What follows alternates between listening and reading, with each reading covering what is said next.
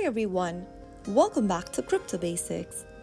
In today's video, we are going to be learning how to enable dark mode for your HyperPay wallet application. So without wasting much of our time, let's dive into the video.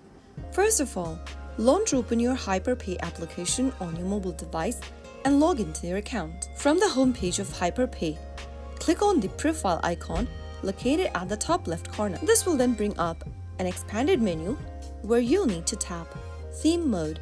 Now, tap on Dark Mode button and you will then be able to enable dark mode for HyperPay. Enabling dark mode has several advantages. It reduces strain for your eye, improves battery life of your device and enhances focus more on your wallet's content without the glare of bright elements. So that's how you easily enable dark mode on HyperPay application.